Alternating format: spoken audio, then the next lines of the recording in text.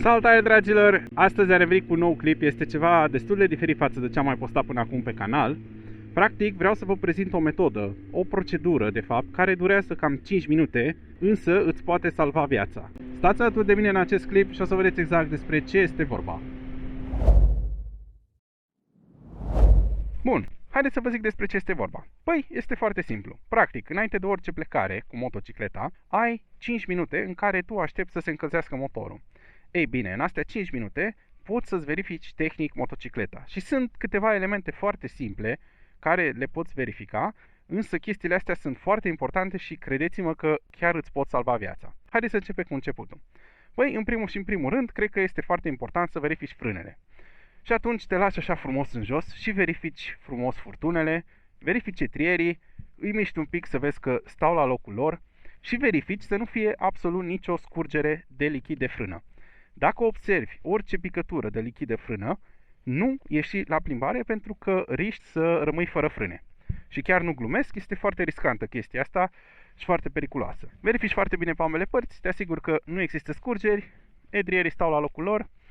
Faci chestia asta și pentru roata spate la fel de bine, da? Și, practic, așa ai inspectat vizual frânele motocicletei. Bineînțeles, te mai uiți un pic și la plăcuțele de frână și la discuri să vezi în ce stare se află ele. Și ca să nu uit, un alt loc în care te poți uita foarte bine este la acest pahar pentru lichid de frână. Culoarea lui trebuie să fie transparentă, să vadă cât mai clar. Cu cât este mai negru aici, cu atât înseamnă că trebuie să schimbi lichidul de frână. Momentan al meu este într-o stare destul de bună, așa că mai merge. Și ca să nu uit, o altă chestie care trebuie făcută atunci când testezi frâna este să apeși pe mânerul de frână efectiv, să creezi un pic de presiune în circuit și să vezi dacă atunci când apeși pe mânerul de frână sau bineînțeles pe pedala de frână, observi pe undeva vreo scurgere. Din nou, la fel, apeși pe mâner sau pe pedală și te uiți pentru scurgeri de lichid de frână. Bun, asta a fost pe partea de frâne. Următorul lucru care trebuie să-l verifici sunt roțile, da? Și cauciucurile. Te uiți la ele să fie într-o stare tehnică bună. Te interesează să nu ai crăpături, tăieturi, rupturi sau orice alte chestii, nu știu, un cui înfipt sau nebunii de genul. Iar chestia asta o faci și pe roata față și pe roata spate. Iar după ce ai verificat toată chestia asta, folosești un aparat de genul pentru a-ți măsura presiunea în roți. Fiecare tip de roată și anvelopă are o anumită presiune specificată, așa că te interesezi și tu un pic dinainte să vezi ce presiune trebuie să ai pentru motocicleta ta. Deci, practic, ai verificat cauciucuri, ai verificat presiunea, tragi un pic de roată să vezi că stă la locul ei.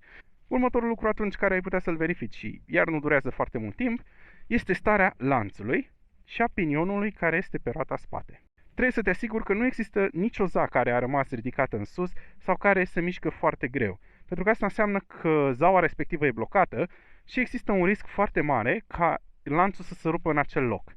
Dacă chestia asta o observați, nu ieșiți la plimbare, schimbați lanțul. Iar în cazul pinionului, verificați dinții acestuia să fie într-o stare corespunzătoare și să nu fie foarte tociți. Bun, haideți să recapitulăm un pic până aici. Deci, practic, primul lucru, ai verificat frânele. Te asiguri că sunt ok, nu există scurgeri și sunt într-o condiție bună pentru a pleca la drum. Următorul lucru, te asiguri că cauciucurile sunt la fel într-o condiție bună pentru a pleca la drum.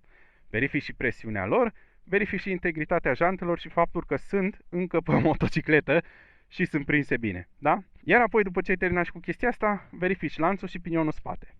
După ce ai terminat cu ele, te poți îndrepta către următorul lucru, și anume, furca față și suspensia spate. Trebuie să o verifici să nu există scurgeri pe aici. Dacă vezi orice dâră de ulei, înseamnă că furca ta are o problemă și pierde uleiul. Ceea ce înseamnă că ea nu mai funcționează în parametri corespunzători și ți se poate strica pe drum.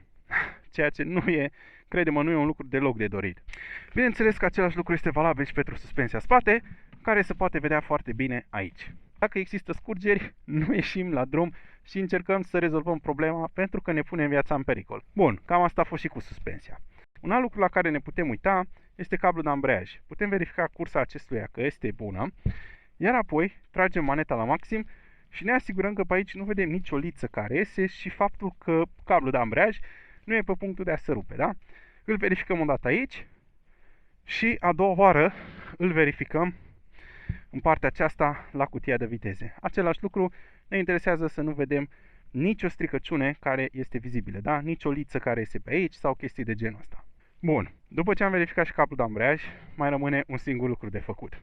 Ne urcăm pe motocicletă, călcăm frâna la maxim și facem un pic de balans față-spate. Ascultăm să nu se audă niciun zgomot foarte dubios sau care n-ar trebui să fie acolo și tot în acest fel testăm eficiența frânei, da?